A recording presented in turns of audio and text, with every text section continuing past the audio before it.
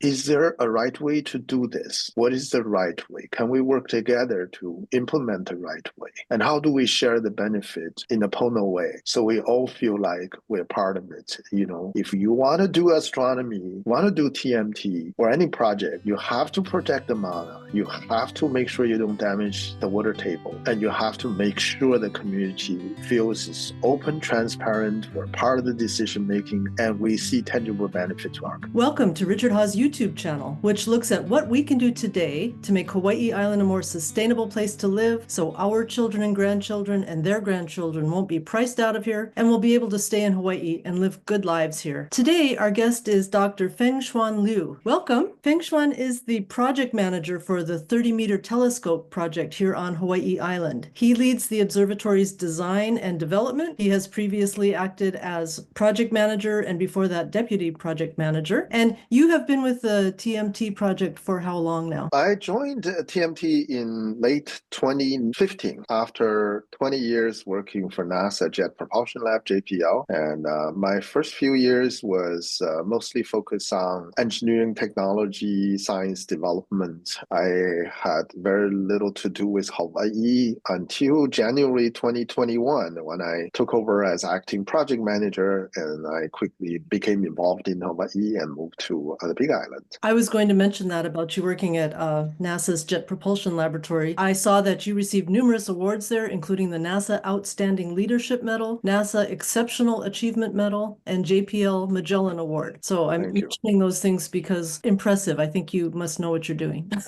Thank you. Hello. For anyone who's not familiar with the 30-meter telescope, maybe people not here in Hawaii, or if they're not familiar with why it's so significant, will you give us just an overview about this telescope? Right now, the world's biggest telescope on ground is the 10-meter Keck telescope, and Keck 1 and Keck 2 is the most, it's right actually in this picture behind me. It's the best performing ground telescope. It has really made a huge difference in astronomy. It was involved in multiple Nobel Prize winning awards. And this technology, instead of using a monolithic mirror, it uses small segments, 1.7 meter, 5 feet across, roughly 5-6 feet across, and mosaic them together into a much bigger telescope. And this technology was developed in the late 70s, early 90s at University of California, and subsequently Caltech and UC worked together to build the Twin Keck telescope. The whole idea of 30-meter telescope is to make a larger version of Keck, 3 times the diameter, 9 times the collecting area, but the power in the key applications is 80 times more powerful. We're not alone. There are 2 other 30-meter class telescopes being developed, both in Chile. One is led by Europeans, another led by a US-based organization. So there are 3 large 30-meter class telescopes for the next generation, and TMT is the only one in the Northern Hemisphere, and Hawaii is the best site for ground-based astronomy. So between our superior design and the maunakea being the best mauna, TMT actually is not the biggest, but will be the most powerful, most productive telescope. Oh, of those 3, even though there's different types of telescopes, it's our location and the mountain and the physical setup of where Exactly. Yeah. And we really benefit a lot from the Keck technology, and it's very much optimized for this class telescope. We're very proud of. Interesting. What will this much bigger, much grander, much more in-depth telescope be able to tell us? Explain why that's a big deal. So astronomy, this field is different from others in a sense.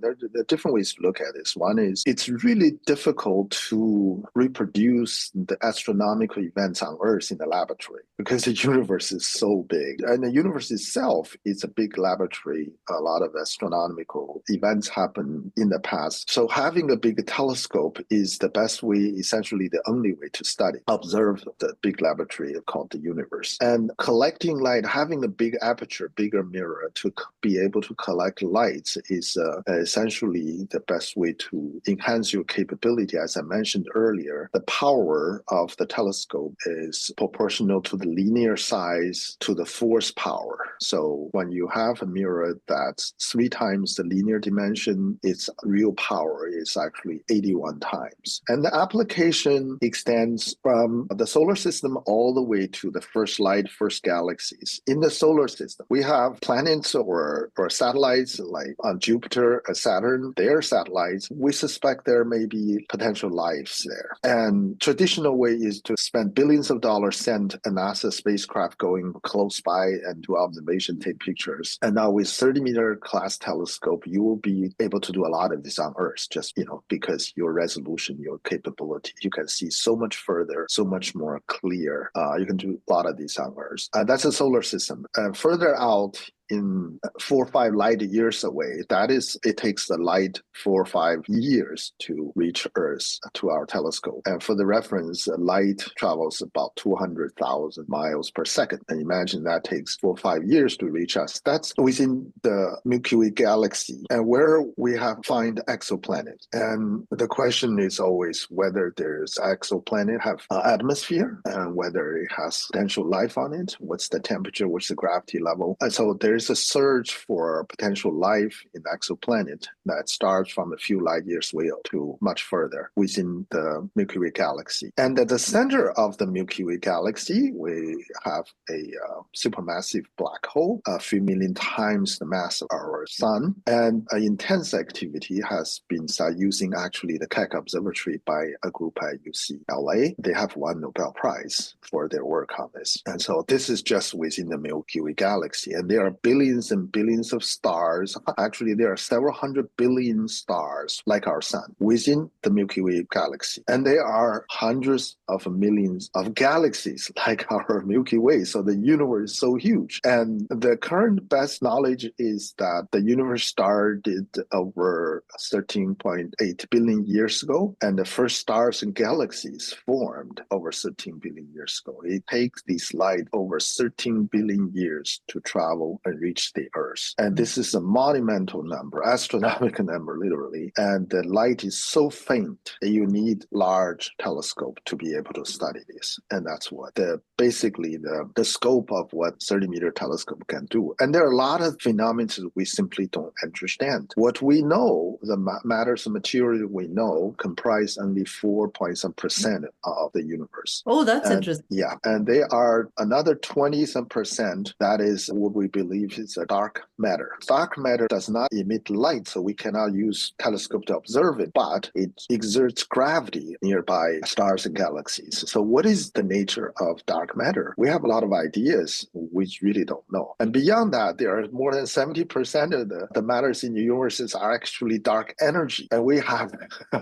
very little idea what dark energy is, other than it is there and it is causing the universe to expand at a faster and faster pace. It is there. We just don't know what it is. All of these require answers. A lot of the answers rely on observation using larger telescopes. How interesting. Yeah, there's still a lot of mysteries out there, I guess. Things Absolutely. we don't know it all yet, do we? No, this is particularly an area that has a lot of unknowns. It's truly the frontier of science. Richard, you've been involved in working with the TMT or talking to people about the TMT and trying to promote it for many years now. Tell us why you're interested in this. What's your take on it? Myself and Keahi Warfield, we represented the only Native Hawaiian group that testified in support of the 30-meter telescope. We were the only Native Hawaiian group, and we attended every single day of the hearing. And the reason for it was because I didn't have any idea what Fengchuan is talking about, but I did get the sense that instead of fighting why we can't do this, why couldn't we, thinking about future generations of our people, why couldn't we have our youngsters participate and be leaders in this?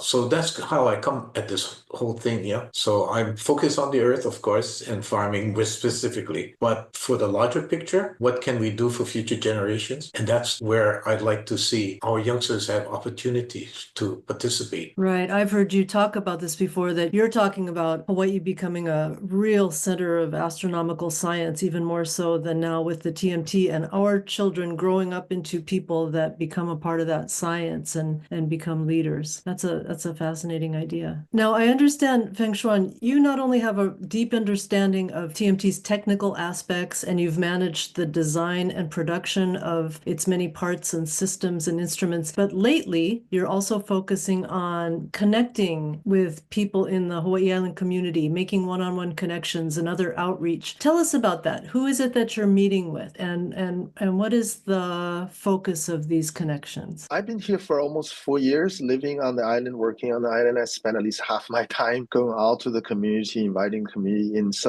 we've talked to, we have a small team here in Hilo, and we have talked to, I keep a record of this, over 1,500 people, mostly on this island. At least half of the people are Yai, or the protectors of maunakea, who in the past protested TMT in 2015, 2019. We've talked to over 700 of them. We have visited every part of Hawaii Island community, homestead communities and rural areas, Kalapana, Mitoli'i, Puna, Kohala, Waipio Valley, Honoka, every part that we know of. And we've talked to half of the kupuna arrested in 2019. There were 38 kupuna arrested. We talked 19 of them. And I would say every conversation ends much better than it starts. And I want to go back and say the 2019 events really changed all our jobs. And I became intensely interested, involved in understanding what happened, what is the root cause of the reasons, why so many people so passionately protest the project. I would say, on behalf of my organization, TMT International Observatory, we apologize for contributing to the division in the community and kupuna getting arrested in 2019.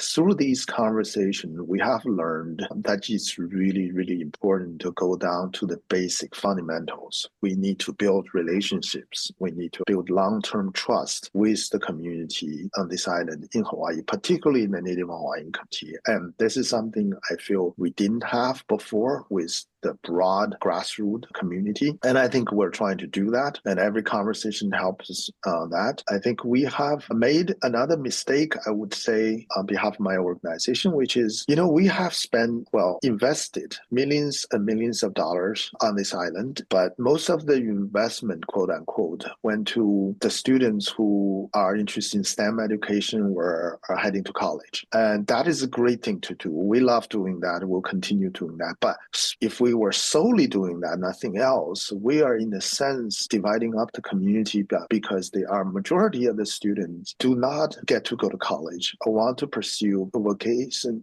ideas, careers on the island, like farming and carpenter and technical works. And they got almost no benefits from our investment. And we learned that, and now we are broadening our investment. We continue supporting STEM education college and all this, but we broaden it so essentially to help any students to learn, particularly from rural areas or underprivileged communities, a lot of in the homestead communities who just lack resources to learn or opportunities to learn. We try to open that opportunity to everybody. So how is that support made available to students in rural areas? We have had, over the years, had a Think Fund, THINK, Think Fund, through Hawaii Community Foundation. We have worked with them and changed the scope of the contribution.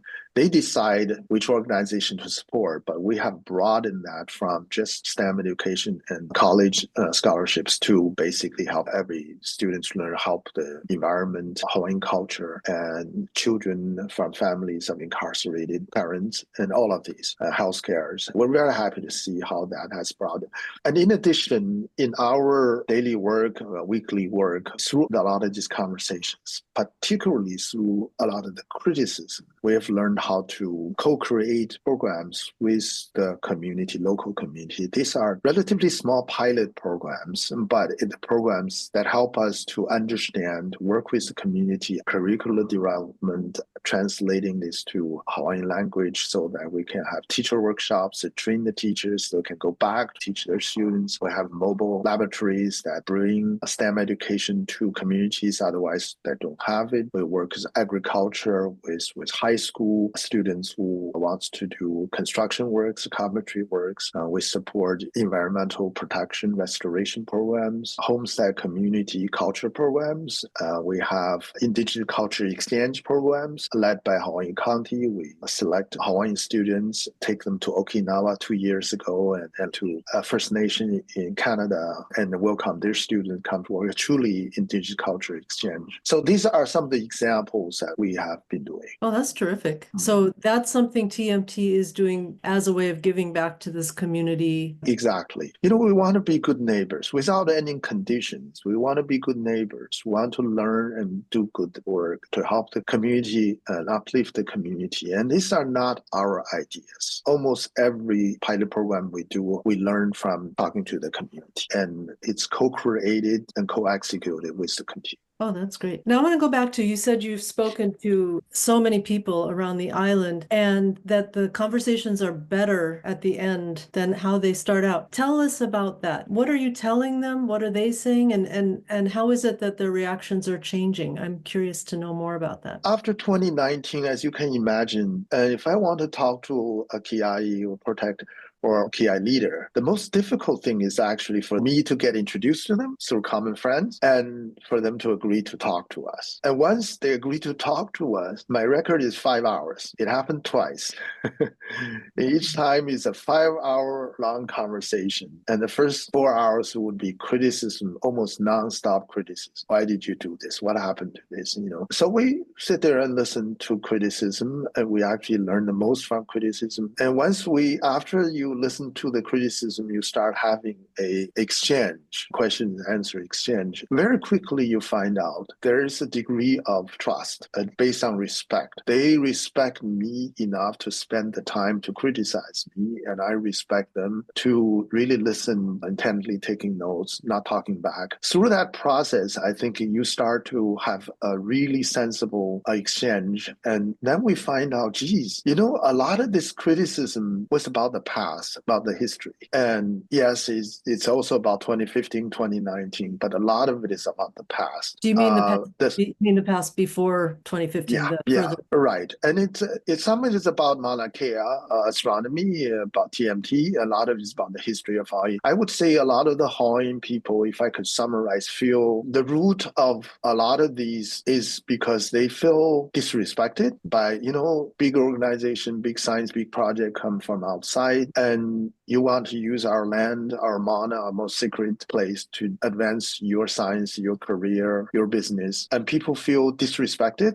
You don't even talk to us. And you make decisions a lot of times and you tell us and you pretend to consult us, but you already made your decision. It's our mountain and we're not part of truly the decision-making process. And we don't see tangible benefits to our community. Our children are struggling and they're having trouble to find work and finishing high school, find work here and kind of afford living on our own land. And yet you guys from outside, you make a decision and you push it down us and we don't see benefit. And a lot of it is because of that. And that actually guides us, without any condition. We have to build relationship, show respect. Whatever we do, we gotta involve the community, broad sense of community. Ask a question. Is there a right way to do this? What is the right way? Can we work together to implement the right way? And how do we share the benefit in a Pono way? So we all feel like we're part of it. If you want to do astronomy, want to do TMT or any project, you have to protect the mana. You